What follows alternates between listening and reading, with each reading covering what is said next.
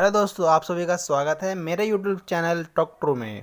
आज के इस टॉपिक में हम आपको ताजमहल के रोचक तत्व के बारे में बताएंगे। तो उससे पहले एक रिक्वेस्ट है कि वीडियो को लास्ट तक जरूर देखना। तो ये जानते हैं ताजमहल के बारे में। ताजमहल को शाहजहां ने तो बनाया था, पर इस बात का कोई सबूत नहीं है कि शाहजहां ने अपनी बेगम मुमताज़ की याद में बनाया था। यह तो सभी जानते हैं कि मुमताज़ शाहजहां की पत्नी है, लेकिन शायद यह कोई जानता है कि वह उसकी तीसरी पत्नी थी।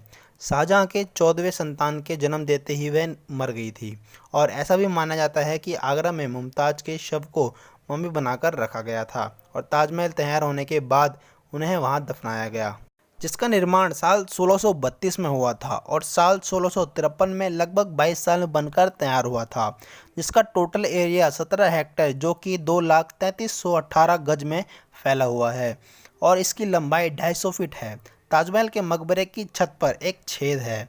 मकबरे की छत के इस छेद से टपकती बूंदें पीछे कई रहस्य प्रचलित हैं, जिसमें सबसे प्रचलित रहस्य यह है कि ताजमहल के बनने के बाद शाहजहां ने जब सभी मजदूरों के हाथ काटने की घोषणा की, तो मजदूरों ने ताजमहल को पूरा बनाने के बावजूद इसमें एक ऐसी कमी छोड़ दी जिससे शाहजहां का एक कंप्लीट इमारत बनाने का सपना पूरा नहीं हो सका।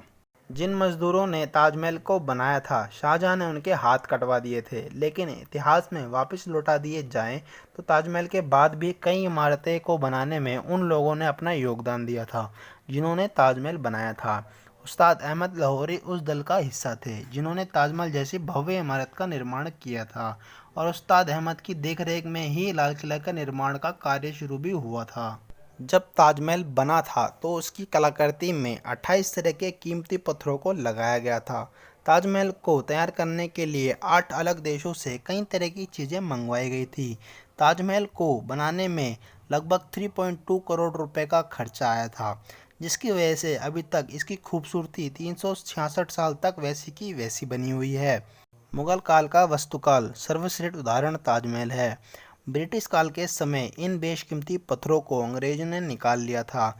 इसके बारे में यह कहा जाता है कि बेशकीमती पत्थर किसी की भी आंखें चौंधिया देने की काबिलियत रखती हैं। क्या आपको पता है, अगर आज के समय में ताजमहल को बनाया जाए तो लगभग 7,000 करोड़ रुपए खर्च करने पड़ेंगे। आज की तारीख में तो इसकी अनुमानित कीमत लगभग 65,000 करोड़ रुपए है। क्या ताजमहल को खरीदा जा सकता है? तो इसका जवाब है नहीं, क्योंकि यह गवर्नमेंट प्रॉपर्टी है। ताजमहल को बेचा नहीं जा सकता। बिहार के सुप्रसिद्ध टंग नटवर लाल के बारे में यह प्रचलित कहानी है कि एक बार उन्होंने ताजमहल को मंदिर बताकर बेचने की कोशिश करी थी, लेकिन ताजमहल से हर साल 20 करोड़ रुपए आते हैं। ताजमहल को देखने के लिए हर साल विदेश से लगभग 7.5 लाख फॉरेन टूरिस्ट आते हैं, और बाकी देसी टूरिस्ट तो भारी संख्या में आते ही रहते हैं। तो दोस्तों, अब आपको पता लग गया होगा कि ताजमहल की कीमत लगभग कितनी है। शाहजहां के उस सपने के बारे में आपको मालूम ही होगा जो उन्होंने अपनी बेगम मुमताज़ महल के लिए नहीं बल्कि अपने लिए देखा था। काले ताजमहल का सपना। शाहजहां चाहते थे कि मुमताज़ के बने सफ़ेद महल के बाद वह अपने लिए काला ताजमहल बनवाना चाहते थे, लेकिन जब उन्हें उनके बेटे औरंगजेब के ने कैद कर लिया तो यह सपना हमेशा हमेशा के लिए सपना बनकर ही रह गया। कहा जाता है कि ताजमहल शाहजहां ने नहीं बल्कि समुद्रगुप्त ने 6वीं शताब्दी में बनाया था। जिस जगह पर आज की तारीख में ताजमहल जैसी भव्य इमारत देख पा रहे हैं, वह पहले शिव मंदिर था जिसे तेजोमाल्या के नाम से जाना जाता था, और उसकी छत से टपकने वाले पानी शिव जी की शिवलिंग पर बूंद बूंद करके टपकता था। एक बात हैरान कर देती है, वह यह है कि ताजमहल का रंग बदलता है। ताजमहल अलग अलग फ्रेम में अलग अलग रंगों में दिखाई देता है। इस हैरानी की वजह यह है कि ताजमहल का संगमरमरीय सफ़ेद रंग होना। सफ़ेद रंग हर रंग में मिलकर उसका रंग ले लेता है।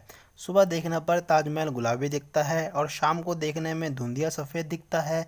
शाम होते होते तक नारंगी हो जाता है और रात की चांदनी में सुनहरा हो जाता है। किसी भी बात के पीछे कई तरह के रहस्य और मान्यताएं छुपी होती हैं। हमारी यह स्टोरी किसी भी तरह के सच के होने ना होने का दावा नहीं करती।